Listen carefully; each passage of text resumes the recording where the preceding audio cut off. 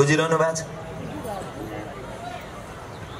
तपाई हामीलाई कसैले यसरी बोलायो भने कतिलाई चित्त बुझ्ला? ओए कुकुरी आइज त, ए कुकुरनी के छ हाल खबर तेरो, हाल कस्तो लाग्छ? के भन्नुभएको भनेर आउँछ।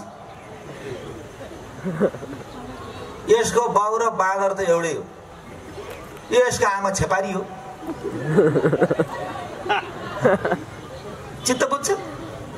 बुझ्छ? हामीलाई कुकुर बिरालोसँग तुलना गर्दा हामीलाई चित्त दुख्ने अरे, अनि जनावर भित्र भगवान छ भन्नु भगवानलाई के बनाए? यो हो धर्मको ग्लानी। हामीलाई चाहिँ कुकुर, गधा, बाँदरनी भन्दा चित्त दुख्ने अरे, अनि परमात्मालाई चाहिँ जनावर भित्र छ भन्नु के बनायो? सोच्नुस् एकचोटि। शास्त्रको भाव अर्कै थियो। जब द्वापर युग थियो त्यतिखेर महात्मा बुद्धले शान्तिको पाठ पढाउनु भयो, अहिंसाको पाठ पढाउनु भयो एकातिर भने, अर्कोपट्टि हिन्दू धर्ममा के भइदियो? मनुष्य आत्माहरू हिंसात्मक गतिविधि गर्न थाले। निर्दोष प्राणीको रक्षा कसरी गर्ने? कसैले नटेर्ने भए त्यो र काटेर खाँचेर हामीले काटेर तँलाई के मतलब? तब त्यो प्राणीको रक्षा हेतु त्यो प्राणीलाई नमारोस् भन्नको लागि भनिदिएको रहेछ, त्यो भित्र पनि त भगवान छ नि त। काटिसकेको हात रोकियो ईश्वरको नामले, डरले। निर्दोष प्राणीलाई त्यत्तिकै नमारोस् भनेर भनिदिएको रहेछ, हरेक प्राणी भित्र भगवान छ, भगवान भएर होइन। बुझिरहनु भएको छ? तर कुरो कसो पर्यो भनेदेखि चाहिँ कोही सानो बच्चामा चाहिँ बच्चा घडी बाहिर गयो भने आमालाई घडी फकाएर ल्याउन गाह्रो हुने भयो। अनि के भन्छ? बाबु बाहिर नजाऊ। किन? गुजी आउँछ भने दौडेर आएर आमाको काखमा खुजुलुक्क बस्ने हो, डरले कि। अब ठुलो भएर नि बाबु बाहिर नजाऊ, किन? गुजी आउँछ भने आमा त्यही गुजीले भेट्न जान लाग्यो भन्छ। डराउँछ छोरी। त्यस्तै भयो कि सुरुमा चाहिँ भगवानको नामले डराएर काटेनन्, पछि गएर के गर्यो भन्दा जम्मैले खायो, आफूलाई नि मन लाग्यो, के गर्ने त? अनि खान मन लागेपछि यतिसम्म युक्ति रचियो, अब देवीको नाममा र कुल देवताको नाममा बलि दिने प्रथा चलायो। प्रसाद चढाएपछि त प्रसाद त क्वाप्प खानु पायो। यो धर्मको ग्लानी। एकातिर भगवान छ भन्ने, अर्कोतिर काटेर खाने।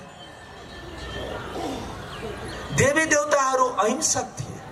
देवी देवताको 5 वटा गुण छ। 1 सर्वगुण सम्पन्न, 2 सम्पूर्ण निर्विकारी, कुनै पनि प्रकारको विकार नभएको, सर्वगुण मान्न सम्पूर्ण गुणले निपुण, नम्रता, धैर्यता, पवित्रता, स्वच्छता, हर्षितमुक्ता, अन्तर्मुक्ता, स्वच्छता, यस्ता गुणले सुसम्पन्न आत्मालाई भनिएको देवी देवता। नम्बर 2 निर्विकारी, कुनै पनि प्रकारको विकार नभएको, न काम वासना, न क्रोध, न लोभ, न मोह, न अहंकार, न ईर्ष्या, न द्वेष, न घृणा, न आलस्य, न अलबेलापन। 3 स्वर कलाले सम्पन्न। भन्छ नि फलानाले बोलेको 100 आना ठिक, अर्थात् 100% ठिक। पहिला 1 रुपियाँलाई 100 आना भन्थे, 1 मोरु पनि भन्थे, 100 पैसा हुन्थ्यो। 100% पर्फेक्ट कलाले निपुण मानव आत्मालाई भनिएको देवी देवता। नम्बर 4 मर्यादा पुरुषोत्तम, नियम र मर्यादामा चल्नेवाला। आजकल त जसले नियम बनाउँछ उसैले नियम तोडिरहेको हुन्छ। नम्बर 5 अहिंसा परमो धर्म। देवी देवताले हिंसा गर्दैनथे, देवी देवताहरू अहिंसक थिए। तर पछि आएर देवी देवताको नाममा हिंसा गर्न थाले। आफूलाई खान मन लागेपछि कुल देवताको नाम र कुल देवीको नाममा पनि प्रसाद भनेर खान थाले। धर्मलाई आफू अनुकूल ढाल्दै लिएर गयो। तपाईले हेर्नु होला, मन्दिर जस्तो पवित्र स्थानमा कस्तो घिनलाग्दो 4 चौसोमा हेर्नुस् त कस्तो फोटो राखेको हुन्छ। सिंहको गरेको नाङ्गो कति घिनलाग्दो फोटो राख्छ। मन्दिर जस्तो पवित्र स्थानमा विकृति हो। गुरु गोसाईले खुट्टाको पानी पिलाएर आफूलाई ठुलो बनाउने प्रथा चलाइयो। पुरुषलाई व्रत नबसिने हुने नारी जातिलाई व्रत बसाइयो। धेरै कुराहरू छ। खैर म त्यसको त्यतापट्टि धेरै गहिरिएर जाँदैन, कहिले पनि समय पनि पुग्दैन। बस यही बुझ्नुहोस् कि भगवान हरेक प्राणीमा हुनुहुँदो रहेछ। प्रकृति नै परमेश्वर हो भनिदिन्छ। यदि प्रकृति नै परमेश्वर हो त भूकम्प कहिले नआउनु पर्ने, भूकम्पले नमार्नु पर्ने, समुद्री आदि तूफान सुनामी नआउनु पर्ने, प्रकृतिले परमेश्वरले त नमार्नु पर्ने, घामले नपोल्नु पर्ने। त्यसैले प्रकृति नै परमेश्वर होइन भनिदिएको। त्यसैले भगवानले के भन्नुभयो गीतामा, म यो सूर्य चन्द्र तारागण भन्दा पनि पार ब्रह्ममा रहनेवाला भनेको छ। यो प्रकृतिमै म छु भन्नुभएको छैन। हामीले एकातिर एउटा कुरा भनेको छ त्यसलाई पनि व्याख्या गरिरहेछ, अर्कोतिर अर्को कुरा भन्छ त्यसलाई पनि व्याख्या गरिरहेछ। उही एकातिर आत्मालाई तरवारको धारले काट्न सक्दैन भनेर भनिरहेछ, अर्कोतिर राम्रो कर्म गरेन भने मरेपछि पनि आराले चिर्छ अरे भनिरहेछ। दुईतिरै व्याख्या गरिरहेछ। हामी कन्फ्युजनमा छौँ। एकातिर भन्छ आत्मालाई पानीले भिजाउन सक्दैन, हावाले उडाउन सक्दैन, आगोले पोल्न सक्दैन भन्छ, उतातिर चाहिँ राम्रो कर्म गरेन भने भकभक्ति उम्लेको तातो तेलमा डुबाइदिन्छ भनेको छ। अब मान्ने कुन चाहिँ आगोले पोल्दैन या तातो तेलमा डुबाइदिन्छ भन्नेवालै खुद कन्फ्युज छ त सामनेवाला त कन्फ्युज त्यसै पनि हुने। अनि जता भने पनि हो हजुर हो सिद्धि हो या होइन जान्ने कुरा गरे। कुन सत्य होला? आत्मालाई तरवारको धारले काट्न सक्दैन सत्य होला, या राम्रो कर्म गरेन भने आराले चिर्छ कुन सत्य होला? आगोले जलाउन सक्दैन या भक्ति उम्लेको तातो तेलमा डुबाइदिन्छ कुन चाहिँ सत्य होला? गुरु गोसाईले फरक फरक समयमा फरक फरक प्रकारको व्याख्याहरू गरे, तर ती सबै व्याख्याहरू अहिलेका गुरु गोसाईले व्याख्या गर्न जानेनन्, यथार्थ कुरो पत्ता लगाउन सकेन। म पनि जब ब्रह्मकुमारीजमा आएँ मेरो पनि यो मनमा यस्तो प्रश्नहरू थियो र धेरैजनाले के भन्नुहुन्थ्यो, तपाईँले सोधेको कुराहरू मुरली पढ्नुहोस्, मुरलीमा सबै कुरा आउँछ भन्नुहुन्थ्यो। मैले पनि मुरलीमा कसरी आउँछ? तपाईँले जे सोधे पनि बाबाले भनिदिनुहुन्छ भन्थ्यो। बाबाले कसरी भन्छ भन्थ्यो? तर परमात्म महावाक्य 3 पेजको एउटा परमात्म ज्ञान भएको, परमात्म महावाक्य उच्चारण गर्नुभएको, ब्रह्म तनमा अवतरित भएर उच्चारण गर्नुभएको महावाक्यहरू हुन्छ। हजुरहरूले यो आज 3 दिनको मात्रै कोर्स हुन्छ यहाँ, बाँकीको 4 दिनको कोर्स हाम्रो कुनै पनि ब्रह्मकुमारी आश्रममा हजुरहरूले गएर निःशुल्क रूपमा गएर त्यो कोर्स पुरा गर्न सक्नुहुन्छ। बाँकीको रहस्यहरू, शास्त्र, महाभारत, रामायण, कैयौँ रहस्यहरू हजुरहरूले बुझ्न सक्नुहुन्छ। र त्यो राजलाई बुझेपछि जो परमात्मा महावाक्य जो पढ्न सुरु गर्नुहुन्छ नि, त्यसपछि हजुरहरूको प्रत्येक मनको उत्तर पाउँछ। मैले जति पनि कुराहरू भनेको छु कुनै युट्युब या गुगलबाट ल्याएर होइन। जो ब्रह्मकुमारी ईश्वरीय विश्वविद्यालयमा जो परमात्म ज्ञान छ त्यही ज्ञानको अध्ययनको आधारमा सबै कुराहरू, परमात्मा ज्ञानको आधारमा सबै कुराहरू यहाँहरूलाई मैले बताइरहेको छु। बुझिरहनु भएको छ? भगवानले जो कुरा बताउनु हो त्यो कुरा मैले हजुरहरूलाई शेयर मात्रै गर्दै, मैले जानेको कुरा हजुरहरूलाई बताइदिएको मात्र। हामीले त के गर्यौँ भने अलिकति ज्ञान सुनाउने अलिकति मान्छे आयो भने राम्रो छ त भगवानै यही हो भन्न थाले। जसले भगवानलाई देखाए उही नै भगवान हो भन्न थाले। नै फरक छ नि। ईश्वरलाई देखाउनेवाला मान्छे र त्यो देखाउनेवालालाई ईश्वर भन्दा त फरक छैन? श्रीमान विदेशमा छ, हुलाकीले सधैँ चिठी लिएर आउँथ्यो, अब श्रीमानको पत्र लिएर आएको हो नि हुलाकीले त। अब हुलाकीलाई श्रीमान मानिदियो भने के होला? त्यस्तै के भयो भने जसले भगवानलाई देखाए उसलाई नै हामीले भगवान मान्न सुरु गर्यौँ कि। त्यसैले भगवान देखाउनेवाला व्यक्ति ईश्वरको दूत हो तर ईश्वर होइन। बुझिरहनु भएको छ?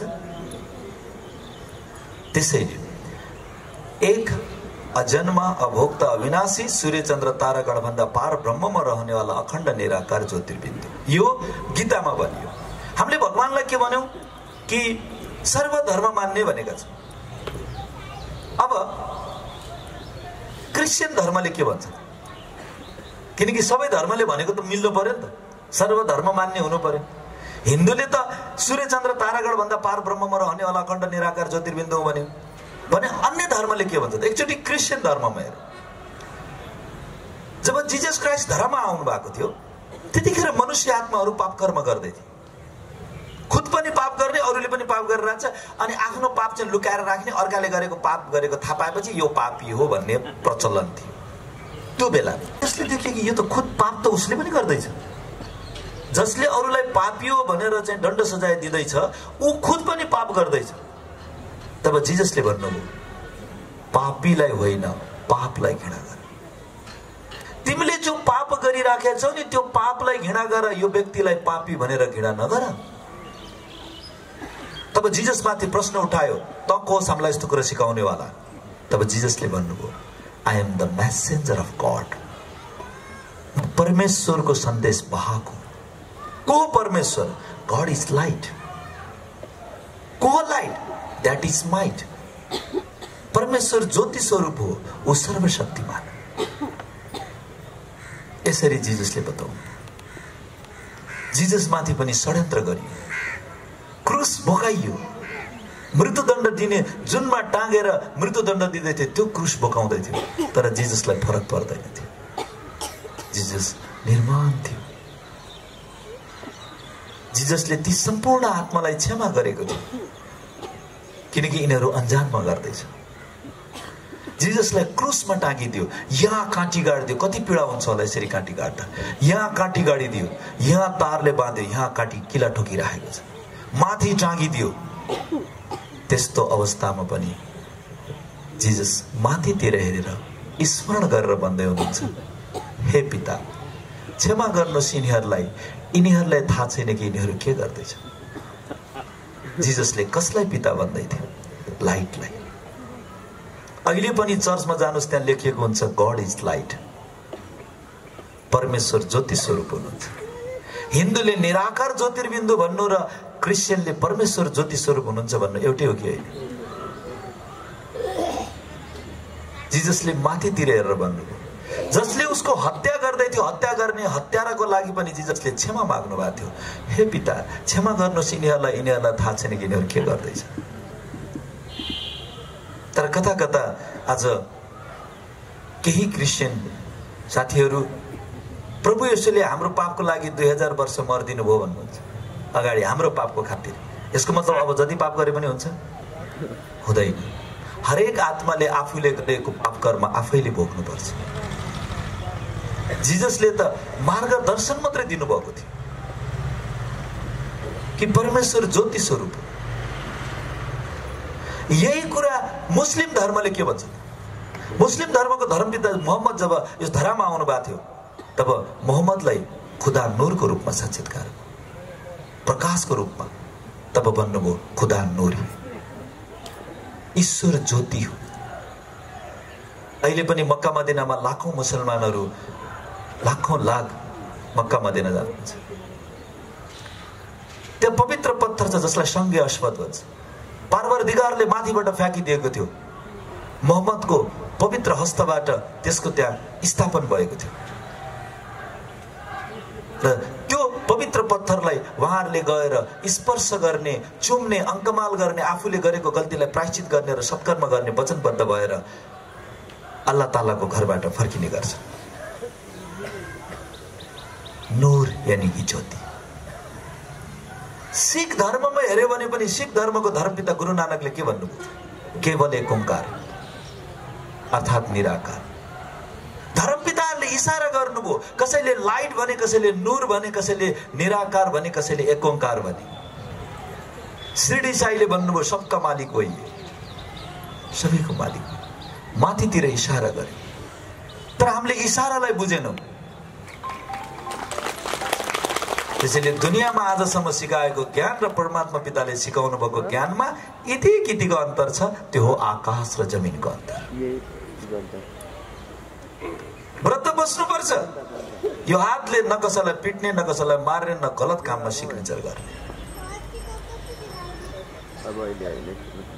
व्रत बस्नुपर्छ। यो पाउहरू अर्कालाई अवरोध गर्ने, अर्कालाई दुःख दिने ठाउँमा अगाडि नबढ्ने व्रत बस्नुपर्छ। व्रत बस्नुपर्छ। यो आँखाले अर्कालाई नराम्रो दृष्टिले नहेर्ने व्रत बस्नुपर्छ। व्रत बस्नुपर्छ। यो कानले कसैको पनि अपगोड नसुन्ने, नराम्रो कुरालाई वर्णन गरेकोलाई ध्यान दिने, राम्रो कुरा नसुन्ने, अनि उतानिर चोका बसेर कुरा काटेर बस्यो भने आधी घण्टा त्यहाँ गफ गरेर बस्ने। नराम्रो कुरा नसुन्ने व्रत बस्नुपर्छ। व्रत बस्नुपर्छ। आफ्नो अन्तरात्मामा, अन्तर हृदयमा, आफ्नो मन मस्तिष्कमा कसैको पनि कमी कमजोरी र गल्तीलाई नबोक्ने व्रत बस्नुपर्छ। त्यसैले दुनियाँले आजसम्म सिकाएको व्रत र ब्रह्मकुमारी ईश्वरीय विश्वविद्यालय, ब्रह्मकुमारी राजयोग सेवा केन्द्र, परमात्मा पिताले सिकाउनु भएको ज्ञानमा यति अन्तर छ। यसरी पनि सिद्ध हुन्छ कि यो मनुष्यको पढाइ होइन, यो परमात्मा ज्ञान हो। बुझिरहनु भएको छ?